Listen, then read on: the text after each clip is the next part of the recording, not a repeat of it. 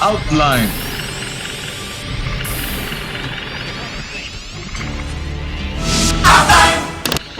Hugo, aprovechando que estás enfrente del micrófono, sé que te fascina el rock and roll, no el rock, sino el rock and roll. Sí. Y sabemos, como lo hemos referido en los destellos, que las causas detonantes de la etapa 2 del radio son la aparición del disco 45 irrompible, la manifestación de los transistores, la aparición de los disc jockeys y la manifestación del rock and roll. Todo esto cambió el radio y de paso a la etapa 2, ok, muy bien, esto es como una referencia para ti, pero resulta, como tú bien lo sabes, que el rock y el radio también se ven afectados por 4 muchachos paisanos del príncipe Carlos, que son conocidos como los Beatles.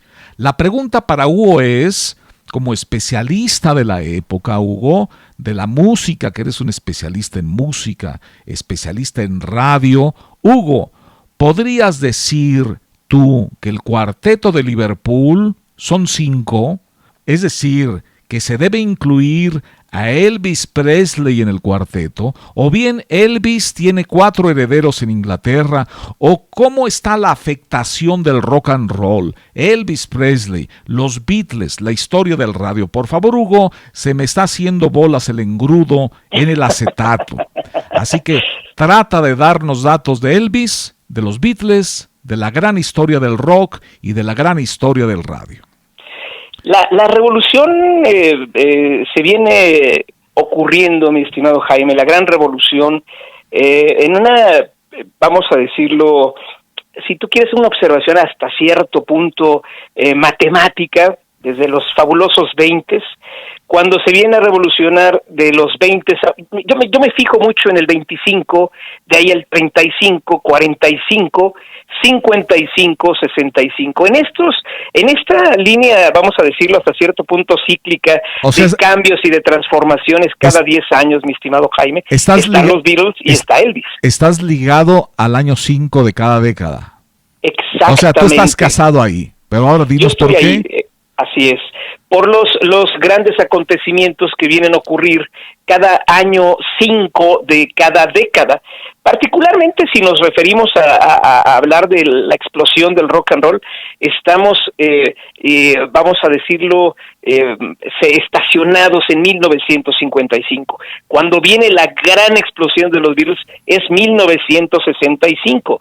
No significa todo esto que los años anteriores a estos puntos no signifiquen, sino que estamos hablando de que ya la revolución en pleno de cada uno de ellos la viven, la disfrutan, la llegan a manifestar como maravillosas estrellas nova incandescentes en 1955, año en el que, en el caso de Elvis prácticamente comienza a despegar fuertemente de la mano de su representante, el coronel Tom Parker, que ni era coronel, bueno, tenía un nombramiento vitalicio que le fue otorgado por el gobernador de Luisiana, dado que antes de haber conocido a Elvis, él se dedicaba al espectáculo circense, y no era norteamericano, él era neerlandés.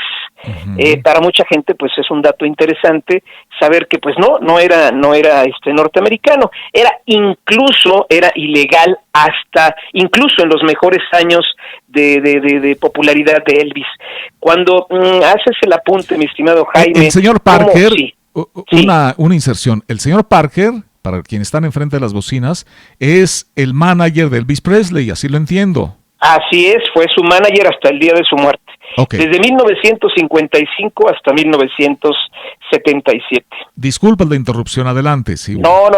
Y entonces, si hablamos de una simbiosis, se le puede llamar así, una gran herencia, ¿quién influyó a quién? Obviamente estamos hablando de que el mismísimo Elvis influyó a los Beatles. ¿De qué manera?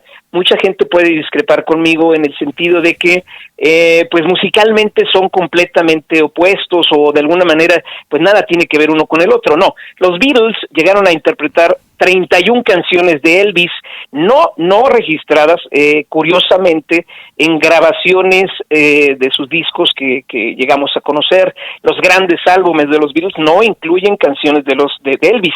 Sin embargo, todo comenzó para la historia, para quedar registrado, la gran inspiración que le llega a John Lennon, que le llega a Paul McCartney, que le llega a George Harrison, que le llega a Ringo, es cuando conocen a Elvis, porque, bueno, técnicamente lo llegaron a conocer en 1965, allá en Los Ángeles, en una de las mansiones de Elvis, en Beverly Hills. Sin embargo, no hay registro, no hay grabación de eso. Cuando lo conocen físicamente. Cuando lo conocen físicamente, California. exacto. Pero ya lo conocían auditivamente, supongo. Así es. De hecho, las versiones que llegaban de Elvis allá a Gran Bretaña, pues no venían con la misma lista, el mismo playlist en los discos, eran diferentes. Sin embargo, no contenían las mismas canciones que los discos, los álbumes que se publicaron en los Estados Unidos. Sin embargo, por lo mismo de que les llegaban a través del puerto de Liverpool, les llegaban las grabaciones, conocieron a Elvis. Fue realmente maravilloso. Y verlo en los primeros años, por reflexiones que hace John Lennon a lo largo de los años, es esa gran vitalidad, ese gran entusiasmo, esa irreverencia. Si algo tienen los Beatles que es herencia de Elvis, es esa gran irreverencia, es esa gran vitalidad. Incluso cuando llegan los Beatles a los Estados Unidos y les preguntan los reporteros en la presentación, en la pequeña rueda de prensa en el aeropuerto, les preguntan: ustedes son una suerte de Elvis, cada uno de ustedes, y ellos comienzan a zarandearse como si fueran como si fueran cascabeles, y dicen: no, para nada, no, o sea, nada, no, esa herencia, esa simpatía, esa gran empatía y esa gran chispa que tenía Elvis en sus comienzos, que incluso años posteriores, cuando lo conocen físicamente, a Elvis se lo recriminan, le dicen: ¿por qué no vuelves a hacer rock and roll? Cuando en ese tiempo Elvis estaba muy involucrado, muy imbuido en las películas. Le decían: ¿por qué no vuelves a hacer rock and roll? Y él les dice que no lo hace porque no le da tiempo, porque en algún momento estaba filmando película tras película tras película.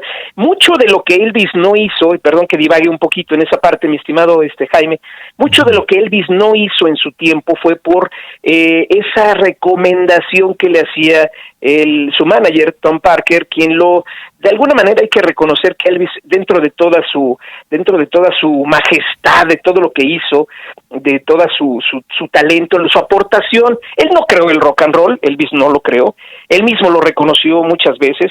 Él dijo: ustedes me están asignando a mí como creador del rock and roll, cuando el rock and roll lleva muchos años antes que yo, y se llamaba Rhythm and Blues. Y efectivamente, él viene a fusionar, siendo que de alguna manera es el más reconocido, aunque ya antes lo había hecho Bill Haley. Bill Haley había fusionado esas características de la música negra con la música blanca, pero sin embargo el más reconocido, ¿por qué? Porque era mucho más atractivo, vamos a decirle, un producto mucho más atractivo era Elvis.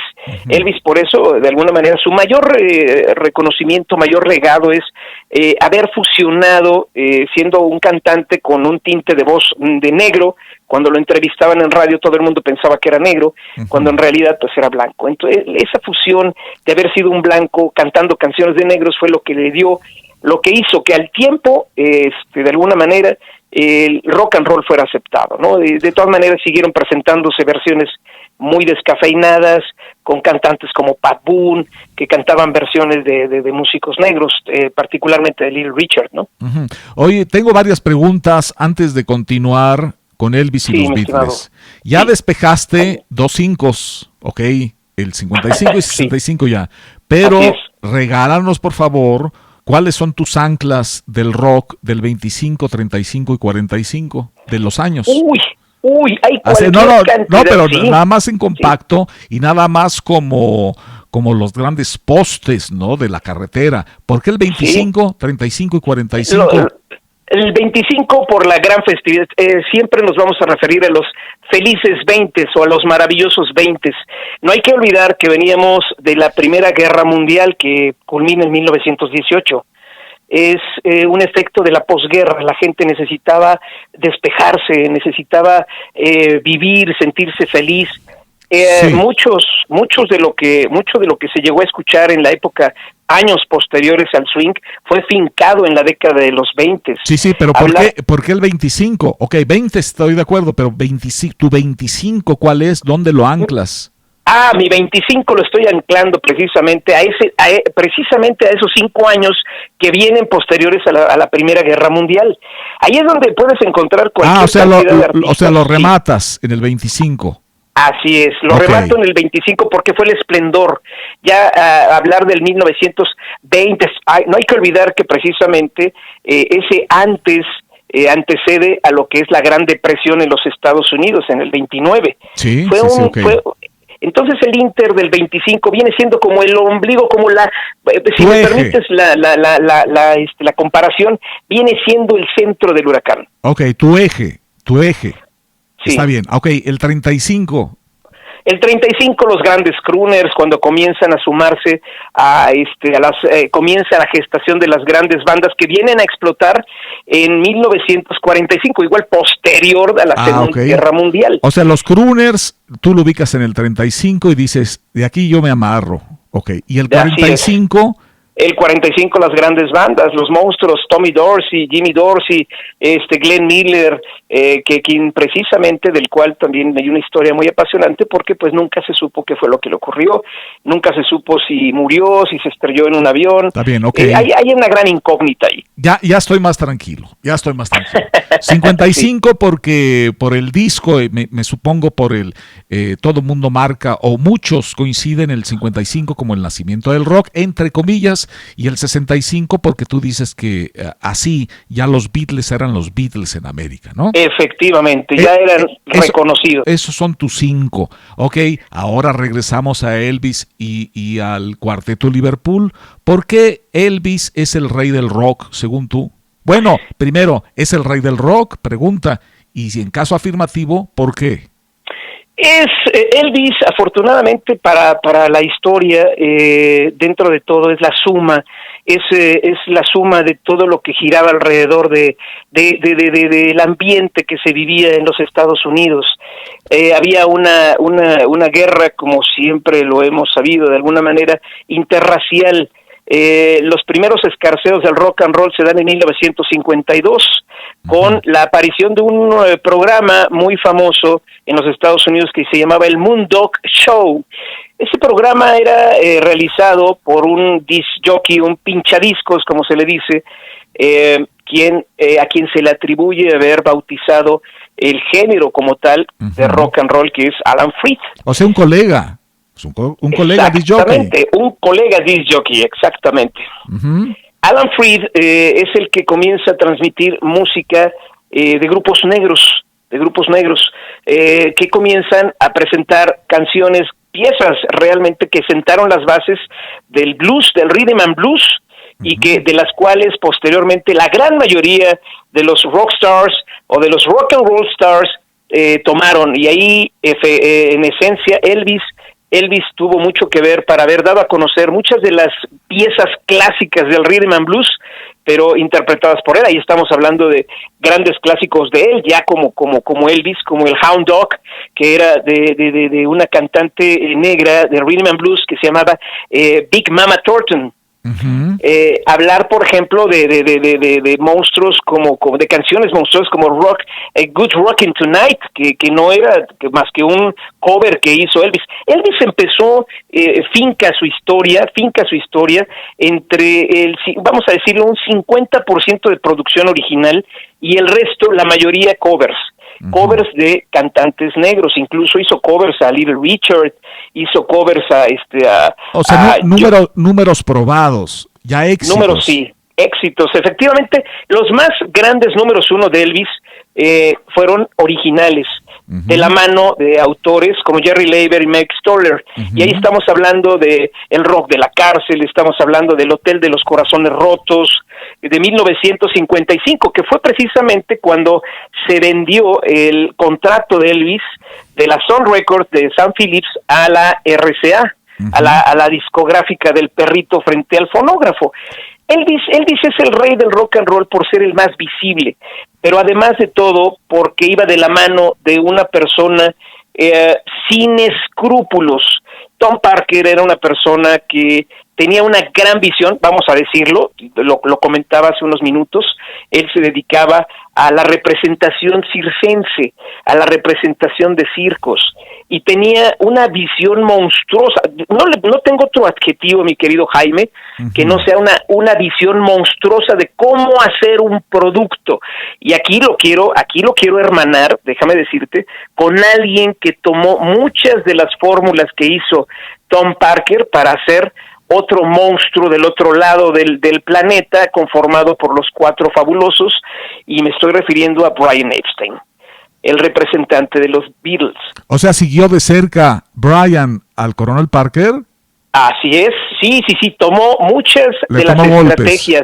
Ajá. Sí, y fue más allá todavía, porque donde se dio cuenta Brian Epstein, cuando él se entera que el coronel es de alguna manera es ilegal, se entera, o sea, hace cosas ilegales, medias cochinas, para lograr sus objetivos. De alguna manera siempre no tuvo escrúpulos Tom Parker, hasta el último día de la muerte de Elvis, no tuvo escrúpulos para hacer que su artista ganara las mejores regalías, tuviera los mejores productos de merchandising, vamos a decir, por ejemplo, Tom Parker, toda publicidad que tuviera Elvis, sea mala o sea buena, era beneficiosa para su artista. Incluso mandaba a hacer pines, mi estimado Jaime, fíjate, la visión que tenía Tom Parker era de hacer pines que decían I love Elvis, pero también mandaba a hacer pines de I hate Elvis, y los mismos que se vendían en las presentaciones de Elvis para las estaciones de radio locales. O sea, él vendía los dos. Él vendía los dos, exactamente. Oye, para los buenos y los... ¿Qué onda con el señor Parker, eh? Oye, ¿y tú que lo has estudiado tanto, cuando dices, no, es que no tenía escrúpulos? O sea, ¿no tenía escrúpulos para qué? ¿Cuál era el fin del señor Parker, según tú que lo has estudiado? ¿Hacer una gran estrella, llevar buena música a los hogares, o únicamente dinero, o triunfar? ¿De qué se trata en esas ligas, tú que has estudiado el señor Parker y el fenómeno Elvis? ¿De qué se trata el asunto? Presley, sí, ¿De qué se trata el asunto? Sí. El fenómeno Elvis Presley de la mano de Tom Parker. Elvis era muy introvertido. Era aún los que de alguna manera hoy nos quedamos, yo personalmente, mi querido Jaime, si a mí me refieres Elvis, yo amo la primera época, que es de 1954, sus primeros escarceos en el 53, cuando comienza a acercarse a querer ser estrella del rock and roll, a querer hacer algo. Elvis comienza con una grabación que le dedica a su madre en 1954, My Happiness, así se llama la canción, que la grabó, fue y se metió a un cine en lo que la transmitían en la estación de radio, y sin embargo, cuando llega Tom Parker descubre esa posibilidad, ve toda la potencialidad que tiene Elvis y la magnifica, la potencializa. Él es el que influye en muchos de los grandes temores de Elvis, lo obliga de alguna manera mediante el dinero en la mesa, porque sus más grandes logros del coronel Parker en ese tiempo era hacer dinero, y hacer muchísimo dinero. O sea, no tenía escrúpulos. Si yo te pregunto, ¿cuál era la onda del señor Parker? Se reduce dinero. Dinero, así es. Así es, tal cual. Oye, dinero y hacer una gran estrella de rock. Él creó la máquina. Lo que fue Brian Epstein para los Beatles, lo que fue Tom Parker para Elvis, lo fue Brian Epstein para los Beatles. Pero estamos hablando de personas que influyeron tremendamente en la historia de la música, del rock y del radio. O sea, todo está ligado, ¿no? El espectáculo. Así es, sí, o sea, efectivamente. Son fórmulas que después tomaría los llamados genios del marketing, o son fórmulas que tienen sus bases en el señor Parker. Así es, esa es la parte que yo me pregunto mucho cuando, por ejemplo, hablamos, mi estimado Jaime, de que cuál es la aportación de Elvis y cuál es la aportación de los Beatles a la radio en particular, así hablando a la radio como tal, a la industria de la radio, a lo que significa y lo que ha significado esta gran celebración de 100 años de radio, una gran celebración, magnífica celebración, y independientemente en ambos casos, de Elvis y los Beatles, del gran contexto sociocultural que hicieron, que crearon esa revolución en su tiempo, primero Elvis en el 55 y posterior los Beatles en el 65, independientemente de que, por ejemplo, en el caso de Elvis, siendo que él no escribió nunca, jamás hizo una canción, jamás escribió una canción, nunca cantó una canción de él. En el caso de los Beatles, que eran la aplanadora británica cuando llegaron a los Estados Unidos, ¿por qué? Porque tocaban los instrumentos, pero además cantaban los cuatro, y además de que cantaban, escribían las canciones. O sea, la pusieron más difícil. Oye, una inserción, me voy a ir un poquito antes nada más para un comentario rápido, y ya que estaba citando de que Elvis, el 50%, por decir así, eran covers, canciones ya probadas, canciones probadas, y el otro 50 eran originales, entre comillas, nomás una inserción. Era la costumbre, ¿no? O sea, no hay por qué desilusionarse ni sorprenderse, porque cuando salía una canción, un éxito, la grababan todos. O sea, era fácil que la grababan 10 personas, por decir algo. O sea, el que grabaras un cover no era una cosa mal vista, ¿no? Todo el mundo grababa lo que se podía, ¿no? Porque la exclusividad de la canción llegaría más tarde. Así es. O sea, no hay por qué, esa parte, sí. No hay por qué sorprenderse. Abonando lo que dices, mi estimado Jaime, incluso canciones que, por ejemplo, llegaban a publicar. Te doy un ejemplo muy rápido. La versión original, por ejemplo, de Suspicious Minds, por ejemplo, que la grabó Mark, ahorita se me escapó su apellido. Ahorita lo tengo a la mano. Pero lo grabó 2 años antes. No pasó absolutamente nada, se transmitió, se coló ahí entre algunos lugares, pero no logró posicionarse jamás. El punto es que Elvis la toma, la sobrecarga, graba y se vuelve el boom. Y así como ese, te puedo hablar de cualquier otra lista de canciones. Burning Love, por ejemplo, que es que todos la reconocen con Elvis, tampoco fue un original de Elvis, lo tomó de otro cantante. Oye, antes de que continúes, otra inserción, es una pregunta directa. ¿Cuándo tendrá lugar la exclusividad de la canción? O sea, esta la saco yo, disquera, yo, compositor, y nadie más la graba porque necesitan mi autorización. ¿Cuándo habrá llegado eso? ¿Cuándo habrá llegado eso? Obviamente lo dice, a mi modo de ver, mi estimado Jaime, lo dicen los números, lo dice la compra de los discos en ese tiempo, ¿no? Hoy, pues, las descargas hablando digitales es otra historia, nada que ver. Incluso los récords del Billboard, que son de risa verdaderamente, porque no estás hablando de discos físicos, de todo lo que acontecía en esos años, ¿no? Para mí la exclusividad llega cuando el artista comprueba con ventas, comprueba con mucho trabajo, con mucho reconocimiento, cuando dice la gente, es que esa canción la grabó fulano de tal, sí, pero la grabó Elvis, y Elvis la hizo pedazos, es decir, sí, la consagró. Pero legalmente hubo una época, o sea, legalmente con Elvis y en los principios de los 60, supongo, legalmente podrías grabar cualquier canción, la que se te antojara, no lo sé, pero legalmente llegó un momento, un día en la historia de la música, en que no puedes grabar cualquier canción la que se te antoje, necesitabas la autorización de la editorial. Bueno, esto viene a acontecer a mediados de la década de los 60, cuando se hizo una gran regulación de todos estos procesos, gracias, mi estimado Jaime, al escándalo Payola. El escándalo Payola de 1960 vino a modificar todo ese espectro, dado que, por ejemplo, Alan Freed, hablando del pinchadiscos que hablábamos hace rato, quien nombra el género del rock como el género rock and roll, a la fusión de negros y blancos, él se ve involucrado, y no nada más él, años posteriores también se ve involucrado Dick Clark, el mismo Alan Freed obligaba, por ejemplo, a Chuck Berry, por ejemplo, lo obligaba a que por cada canción que él le llevara, él tenía que llevar la firma, y tenía que acompañar el nombre de la canción. ¿Por qué? Porque él los obligaba. Si no aparece mi nombre en la canción como autoría, no te voy a tocar. ¿Quién le dijo a quién? ¿Quién le dijo a quién? Alan Freed lo hizo sin innumerable cantidad de artistas. Oye, Cantidad de artistas. Eso yo no sabía del colega. Sí, eso sucedió. Y todo esto vino a ventilarse en 1960 a raíz del famoso escándalo Payola, que no era otra cosa para nuestros queridos radioescuchas, que no era otra cosa que dinero de por medio de las disqueras, de parte de las disqueras o de los grupos para sobornar a los pinchadiscos y programadores de estaciones de radio para que beneficiaran la audiencia. Con todo respeto, a mí no me gusta el nombre en español, se oye mejor disc jockey. Disc jockey, sí. Aunque se molestan algunos puristas del lenguaje, pero se oye mejor disc jockey. Disc jockey, o DJ, sí, claro. ¿verdad? O DJ, sí. Bueno, hay todo un también destello. Coincido contigo, mi estimado Jaime. Hay un destello especial para esa historia verde y redonda llamada Payola. Hay todo un destello destinado a esto. ¿Sí? Les recomiendo escucharlo. Pero yo quiero aprovechar a Hugo de su sapiencia y que me diga, entonces, ¿qué fue lo que aportó al rock? Es una pregunta tierna, es una pregunta casi infantil.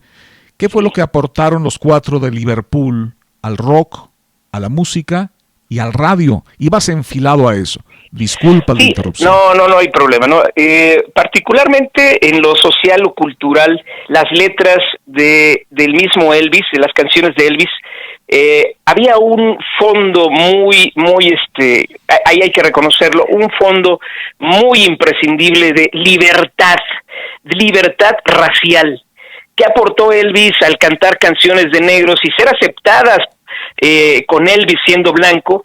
Él abrió ese camino para que los grupos negros, cantantes negros, fueran reconocidos a lo largo de los años. El mismo Jerry Lee Lewis también, me centro básicamente en Elvis porque estamos hablando de él, pero hubo cualquier cantidad de artistas que se subieron a ese tren, y el mismo Ricardito, años después, también reconocería eso en Elvis, que si no hubiera sido por Elvis, la música de los negros hubiera pasado muchísimos años en que nadie la conociera, nadie supiera que existía un Tutti Frutti, nadie supiera que existía un Hound Dog, nadie supiera que existieron piezas claves en sus letras. Hablo de las letras que las canciones que Elvis llegó a cantar, que tenían un aire muy, muy fuerte de libertad. Eso en lo que corresponde a la parte de la música. En lo que corresponde a la parte, precisamente enfilado a decir, ¿qué fue lo que aportaron tanto Elvis como los Beatles? Directamente ellos así a la radio, así ya vamos a decirlo físicamente, en la práctica, no lo hicieron ellos, curiosamente, o indirectamente. Ellos lo hicieron indirectamente. ¿A qué me refiero? Si algo aportó la estructura musical, la historia de Elvis y la historia de los Beatles, en particular a la radio, fue el esquema mercadológico que hoy en día muchas estaciones de radio sigue prevaleciendo. Desde la clásica entrevista vía telefónica, desde el primero que se reporte ahorita en este momento le vamos a regalar un disco de Elvis, el hacer presencia, las famosas convivencias, ir a la estación de radio, presentarse, firmar autógrafos, en el caso de los Beatles ni se diga. Ahí yo me centro particularmente en una reflexión muy personal, mi estimado Jaime, que la gran aportación a la radio, de la estructura de la radio moderna, fue fincada durante esos años en la que se consolidó ese modelo mercadológico mediante el cual un artista hoy puede ser conocido, puede ser reconocido, puede ser admirado, ¿no? Ahí en esa época, ¿no? Ya anteriormente, por ejemplo, se había dado pequeños escarceos con los crooners, pero no había sido tan apabullante, tan monstruosa, tan demoledora, hay que decirlo, tan fuerte, tan sólida, como ocurrió con Elvis y como ocurrió con los Beatles. Pero de ahí pues no fueron los únicos que lo hicieron, era un modelo que ya había sido probado. Incluso por eso hago la reflexión de que si había algún admirador o existió el más grande admirador de Tom Parker, fue Brian Epstein, quien no nada más tomó esa estructura, ese esquema mercadológico para dar a conocer a Elvis, sino lo magnificó y lo llevó al siguiente nivel, Brian Epstein con los Beatles. Esa para mí personalmente, particularmente, independientemente de que también, si me permites, mi querido Jaime, la música de Elvis, el rock, y no nada más de Elvis, de todos los que estaban alrededor de él, toda la vamos a decirlo, la jungla de grandes figuras del rock and roll. Yo coincido con varios compañeros. El rock and roll no fue nada más Elvis, es una combinación de Little Richard, de Fats Domino, de Buddy Holly, de los grandes monstruos sagrados, el mismo Jerry Lee, que va a cumplir 85 años, el Killer. Todos estos grandes monstruos del rock and roll lograron revolucionar también el cómo se transmitía la radio. La radio originalmente, hablamos particularmente de la década de los 40, cuando las grandes voces que estaban frente a los micrófonos, como decías tú, locutores con ¿cómo me dijiste hace rato? De Pablo Salvatella, con procesadores integrados. Con procesador integrado, esos grandes locutores que no se despeinaban para presentar a Frank Sinatra o a Perry Como, bueno, o si no se despeinaba Frank Sinatra, porque se iba a despeinar el anunciador. Exactamente, porque se iba a despeinar. Oye, sí. Yo quiero invitarte a algo que se me está ocurriendo en este momento. Te quiero invitar a ti, Hugo, porque sé que amas el radio y creo que te va a gustar la moción, la invitación. Te quiero invitar a ti y a todos los que están escuchando a lo siguiente. Sabemos bien que esta entrevista, estos destellos, es porque el radio está por cumplir 100 años, ¿no? De Constantino de Tárnava, el 9 de octubre de 1921, 2021, cumplimos 100 años. Todos los que estamos pegados al radio, que somos todos, estamos de fiesta, ¿ok? ¿Estamos de acuerdo que ese es el marco? Estamos de acuerdo en eso, mi estimado Jaime. Bueno, ya te hice las preguntas a ti de Elvis y de los Beatles. La invitación es que a mí me encantaría que tú, si tienes la oportunidad, es que yo no lo he logrado, llevo 30 años intentándolo, poco, pero yo no lo he logrado. Pero si hay alguien en las bocinas que lo logra, yo lo invito a hacer esto. Desde hace años, y he viajado varias veces a Inglaterra, he tratado de buscar una entrevista con Paul McCartney, ¿no? Sí. Ok. Pero yo, como el festejado es el radio, a mí me encantaría invitarlos a quien lo logre, decirle, Sir James Paul McCartney, tengo una pregunta. ¿Qué fue lo que le aportó el radio a los Beatles? O sea, al revés. ¿Sí? O sea, la pregunta, pero al revés. Sir James Paul McCartney, ¿qué fue lo que le aportó el radio a usted y al rock y a Elvis? Y me imagino que va a ser todo, ¿no?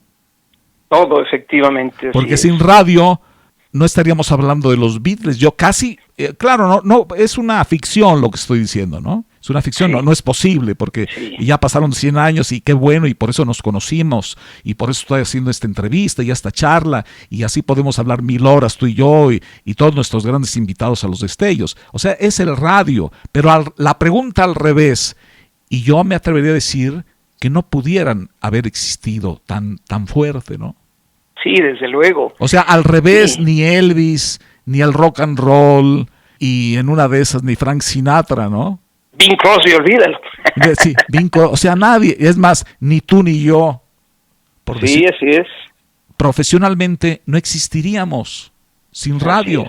Quien lo logre, por favor, háganle esta pregunta al señor McCartney. Hágansela, por favor.